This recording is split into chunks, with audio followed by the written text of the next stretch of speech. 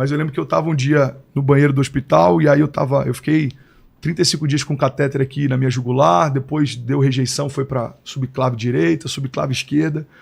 E eu lembro que eu tava olhando no espelho assim, e aí eu vi aquele catéter aqui, eu fiz um pedido para Deus, eu falei, pai, eu quero que fique alguma marca dessa internação. Para que quando eu passar a mão, para que quando eu olhar no espelho, eu nunca esqueça de onde você me tirou.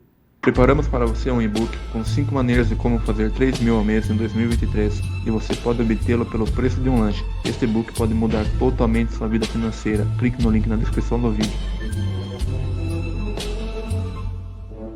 Muito legal o que você falou, que a esperança está no futuro, mas eu acho que o presente tem uma importância muito grande, né? Fundamental. Porque é perigoso a gente sempre esperar o futuro e não fazer nada para ele acontecer ou não estar preparado porque vai vir no futuro, né? Perfeito. Ô, Vilela, uma das coisas que eu mais amo falar é ansiedade, cara. Ansiedade. Eu já sofri muito de ansiedade, tenho uns picos e aí o que me salva é oração, cara. Porque senão minha cabeça pira, cara. Eu nunca tive... Você era assim? Então, eu nunca tive uma crise de ansiedade, mas eu sempre tive uma mente ansiosa.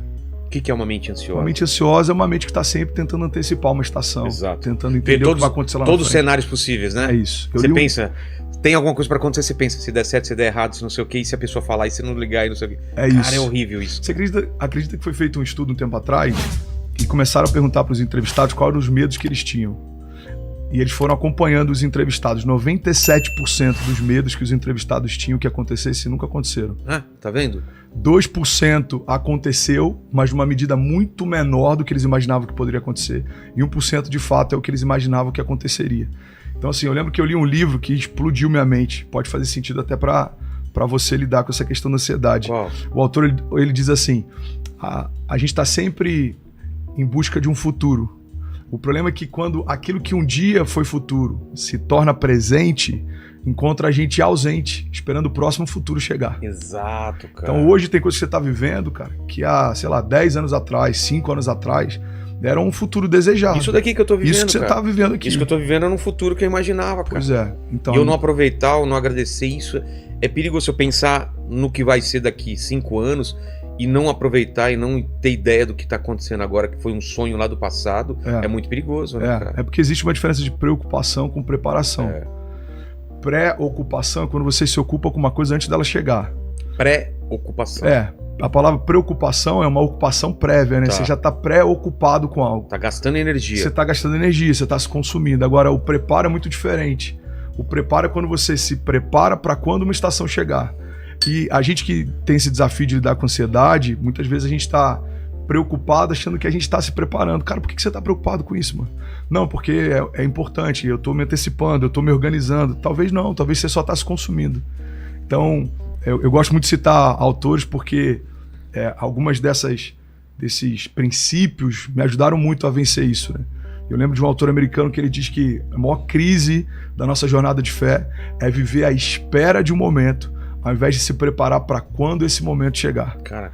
Então, às vezes, a gente está à espera de algumas coisas e a gente não se prepara para elas. E a gente está ansioso. Por que a gente está ansioso? Porque você está louco para chegar num tempo que você não tem domínio sobre isso, não tem governo sobre isso. Então, uma chave para vencer a ansiedade é você curtir o presente. O passado não existe mais, ele pode ser acessado, mas você não deve habitar lá. O passado é um lugar de memórias, não é um lugar de habitação, não existe mais. Aquela memória não existe mais. E as memórias ruins que te atormentam? Porque tem muita gente que deve te procurar e falar, cara, eu não consigo esquecer o que meu pai me fez, o que meu amigo me fez, o que minha esposa fez, o que meu marido fez. Vilela, eu acho que esse é um dos pontos mais poderosos do Evangelho. Porque é passado, mas porque o Evangelho é o teu presente. Não, total. Cara, a gente é fruto do nosso passado. Mas a gente não precisa ser refém dele. E eu tô falando de coisas simples. Sim. A gente pode falar de coisas mais graves, de um abuso, de alguma coisa que marcou profundamente a pessoa. Sem dúvida. E aí? Cara, eu amo falar sobre isso. Então, primeira coisa que eu queria compartilhar, talvez quem tá assistindo a gente pode estar vivendo isso hoje. Exatamente. Não consegue liberar perdão pro pai, não consegue liberar perdão pro marido. Vilela, a gente cuida de casamentos que às vezes o marido falou algo no meio de uma briga. A briga passou no dia seguinte, mas até hoje a mulher carrega uma ferida daquilo que ouviu. Então, assim, às vezes, numa relação de intimidade, foi falado algo que aquilo gera uma ferida. E outra, que por anos a pessoa carrega aquilo. A pessoa, ela sabe exatamente como ferir a outra pessoa. Então, às vezes, ela nem tem atenção. Ela fala aquilo porque ela sabe que vai ferir a pessoa. E depois ela se arrepende. Total. Porque depois você vive muito tempo com uma pessoa, você sabe. Você não vai... Pontos sensíveis. Exatamente. Não, sem dúvida. Então, o que o Evangelho propõe? Primeiro ponto crucial do Evangelho. Quando eu estou em Cristo, as coisas velhas passaram e tudo se fez novo. Segundo ponto, que é um fundamento da fé. Cara, eu preciso ter a transformação da minha mente, a renovação da minha mente, para que eu possa experimentar a boa, agradável e perfeita vontade de Deus. Romanos fala sobre isso. Então, assim, quando você tem um encontro com Jesus, a primeira coisa que a gente precisa fazer é deixar o velho para trás para viver o novo. Às vezes a gente não consegue acessar o novo de Deus porque a gente ainda está preso com uma mágoa, com uma ferida. Eu não estou dizendo que é fácil, mas é possível. Então, quando o Evangelho entra na minha história, já não importa mais tanto que tipo de pai eu tive, porque agora eu preciso responder que tipo de pai o meu filho vai ter. Que tipo de líder eu tive. Cara, agora eu preciso construir uma história que está ligada a que tipo de líder o meu liderado vai ter. Então, muita gente para de se preocupar com o que pode construir porque ainda está tentando dar uma resposta ao passado. Eu fiquei 5 anos na América. Pastorei lá, fundamos a igreja de Miami, de Deerfield. Mas qual foi essa história? Por que você foi para lá? Foi um envio. Um envio? Agora, só abrir um parênteses sobre isso. Uma das coisas que eu mais vi lá, Vilela, são pessoas que vão para o novo tentando fugir do velho. Então tem muito brasileiro que vai para América, não são todos, tá? Mas tem muito brasileiro que vai para América para tentar dar uma resposta ao que viveu no Brasil, para tentar superar algo e mostrar para quem ficou no Brasil que venceu, para tentar se livrar de uma crise, para tentar fugir de um medo, para tentar fugir de uma falência. E o problema é que quando você constrói o novo a partir de uma fuga do velho, cara, a gente não está construindo o novo pelo novo, a gente está construindo o novo pelo velho. Faz sentido? Tá construindo uma casa em cima de um alicerce zoado, né? É isso. Então, cara, eu vou provar pro meu, eu vou provar pro meu antigo chefe. Os motivos são errados, né? Eu vou provar pro meu antigo líder, eu vou provar pra minha ex-mulher, eu vou provar pra minha ex-namorada que agora eu tô melhor. Irmão, o novo é um presente, Vilela. Todos os dias de misericórdia de Deus se renovam. Você tem um novo dia, você tem uma nova chance, você tem novas oportunidades. Então, não faz sentido a gente viver sempre tentando dar uma resposta. Então, assim, eu tenho feridas do meu passado. Eu amo uma frase, não lembro se é do Philip Yancey, ele diz que o Evangelho não nos garante um livramento sobrenatural de todas as coisas, mas o uso sobrenatural de todas elas. Então, não é porque eu caminho com Jesus que eu estou livre, por exemplo, de enfrentar um câncer, ou de enfrentar uma crise, ou de enfrentar uma traição, ou de enfrentar, sei lá, uma falência, uma perseguição. Agora, o que o Evangelho propõe é que, a partir dessas experiências, eu possa usufruir de algo novo. Porque na história bíblica, você pega os heróis da fé, você pega Hebreus 11, a galeria dos heróis da fé, você pega os discípulos de Jesus, você pega os homens que marcaram a história nos últimos anos. Cara, toda ferida fechada se torna um ministério aberto. Eu hoje sou muito usado por Deus através de cura, por exemplo. É um dos pontos fortes do meu ministério. Mas em 2017 eu estava usando fralda, internado, 35 dias. Fiquei no CTI com meu coração quase parando. Caramba. Então, assim, hoje eu vejo a graça de Deus me usando para cura, mas eu experimentei a graça de Deus quando meu coração estava doente. Entende? Então, eu acredito que isso vai dando propriedade e autoridade para a gente falar. Então, eu não estou ali discursando sobre uma coisa que me falaram sobre Jesus. Eu estou falando sobre algo que eu aprendi com Jesus na minha dor.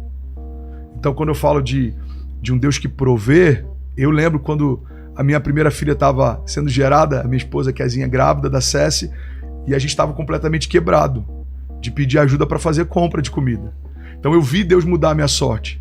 Quando eu falo de cura, eu vi Deus invadir o leito do meu hospital. Eu tinha uma doença que a mortalidade é de 1/3, endocardite bacteriana aguda. Cara, outras pessoas com o mesmo quadro que eu, na mesma época que eu estava internado, morreram. Eu vi Deus me livrando, eu vi Deus cuidando de cada coisa, eu vi cada detalhe na minha internação. Então, quando eu saio, a minha autoridade e a minha propriedade para falar de um Deus que cura é diferente, porque eu acessei um Deus que cura. Faz sentido? Claro. Então, eu acredito que tudo que Deus permite que a gente passe, ele tem um propósito, que a gente possa ministrar sobre quem está passando. É isso que eu acho maravilhoso, cara, no Evangelho.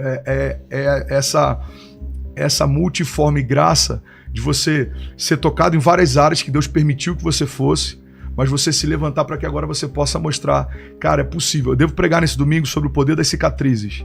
Vou falar exatamente sobre isso. Porque quando eu estava internado, Vilela, e vou te entregar a palavra aqui, que se deixar eu vou direto. Quando eu estava internado, eu lembro de algo... Quando? 2017. Foi antes da pandemia, então. Foi antes da pandemia. Eu lembro de algo que eu pedi para Deus e eu gosto sempre de frisar isso, para que quem está ouvindo não faça disso uma doutrina ou ache que eu estou incentivando isso, foi algo pessoal. Mas eu lembro que eu estava um dia no banheiro do hospital e aí eu fiquei 35 dias com catéter aqui na minha jugular, depois deu rejeição, foi para subclave direita, subclave esquerda. E eu lembro que eu estava olhando no espelho assim, e aí eu vi aquele catéter aqui, eu fiz um pedido para Deus, eu falei, Pai, eu quero que fique alguma marca dessa internação, para que quando eu passar a mão, para que quando eu olhar no espelho, eu nunca esqueça de onde você me tirou. Então, quando eu passo a mão, eu lembro daquilo que eu vivi, daquilo que Deus me livrou, eu lembro das experiências que eu tive. E aí Deus me ensinou algo, Vilela, sobre o poder das cicatrizes. As cicatrizes ferem a nossa estética, mas elas apontam para o nosso milagre.